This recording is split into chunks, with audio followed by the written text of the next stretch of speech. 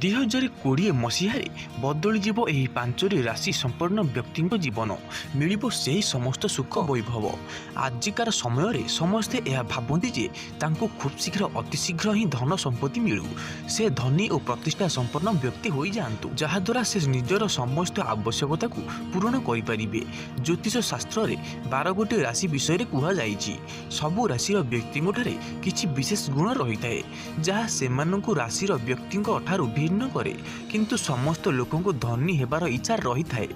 ଏଥିପାଇଁ ବ୍ୟକ୍ତି ବିଭିନ୍ନ ପ୍ରକାର ଉପାୟ ଅବଲମ୍ବନ କରିଥାନ୍ତି, ଯାହାଦ୍ୱାରା କି ସେ ଧନୀ ବ୍ୟକ୍ତି ହୋଇପାରିବେ।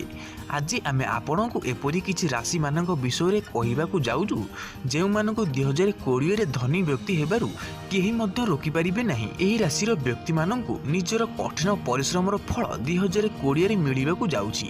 ଶୀଘ୍ର ହିଁ ତାଙ୍କୁ ସମସ୍ତ ପ୍ରକାର ସୁଖ, ଶାନ୍ତି, ଧନ ସମ୍ପତ୍ତି ମିଳିବାକୁ ଯାଉଛି, ଯାହାକି ସେ ପୂର୍ବରୁ କଳ୍ପନା ମଧ୍ୟ କରିନଥିବେ।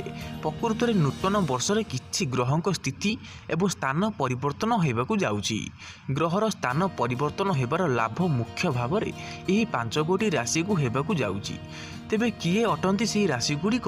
ଆସନ୍ତୁ ଏହି ଭିଡ଼ିଓ ମାଧ୍ୟମରେ ଜାଣିବା। ଶୁକ୍ରଙ୍କୁ ବୃଷ ରାଶିର ସ୍ୱାମୀ ଭାବରେ ଗ୍ରହଣ କରାଯାଏ। ଶୁକ୍ର ଭୌତିକ ସୁଖ ସୁବିଧାର ସ୍ୱାମୀ ଅଟନ୍ତି।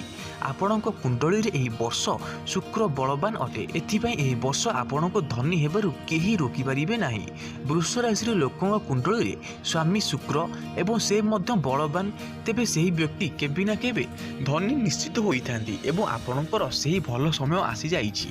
ମିଥୁନ ରାଶିର ଲୋକଙ୍କ କୁଣ୍ଡଳୀରେ ଯଦି ସ୍ୱାମୀ ଉଚ୍ଚ ସ୍ଥାନରେ ରହିଥାନ୍ତି, ତେବେ ଏହି ରାଶିର ବ୍ୟକ୍ତିଙ୍କଠାରେ ଦିନେ ନା ଦିନେ ଅପାର ଧନ ଆସେ ଏବଂ 2020 ସେହି ସମୟ ଅଟେ।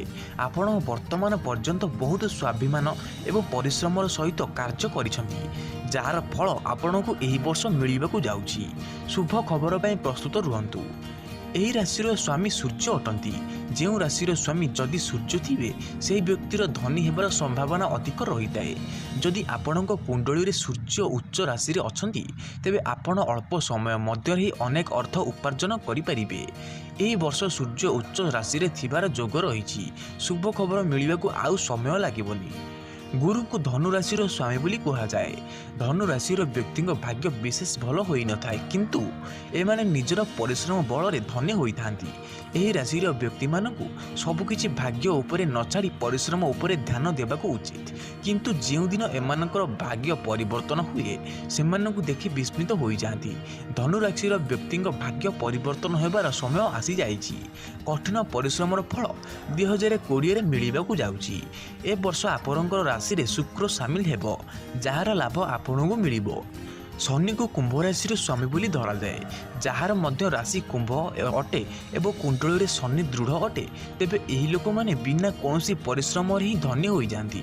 ଏହି ବର୍ଷର ବିନା କୌଣସି ପରିଶ୍ରମରେ ଏହି ରାଶି ବ୍ୟକ୍ତିଙ୍କ ଭାଗ୍ୟ ବଦଳିବାକୁ ଯାଉଛି। ଆପଣ କେବଳ ଗୃହରେ ବସି ସେହି ଦିନକୁ ଅପେକ୍ଷା କରନ୍ତୁ। ତ ଫ୍ରେଣ୍ଡସ୍, ଆପଣମାନଙ୍କୁ ଯଦି ଆମର ଏହି ଭିଡ଼ିଓଟି ଭଲ ଲାଗୁଥାଏ, ତେବେ ନିଶ୍ଚିତ ଭାବରେ ଗୋଟେ ସୁନ୍ଦର କମେଣ୍ଟଟିଏ କରନ୍ତୁ ଏବଂ ଭିଡ଼ିଓକୁ ଲାଇକ୍ ସେୟାର କରନ୍ତୁ। ତ ଫ୍ରେଣ୍ଡସ୍, ରହୁଛୁ, ନମସ୍କାର, ଧନ୍ୟବାଦ। ଦେଖା ହେବ ନେକ୍ସଟ ଭିଡ଼ିଓରେ।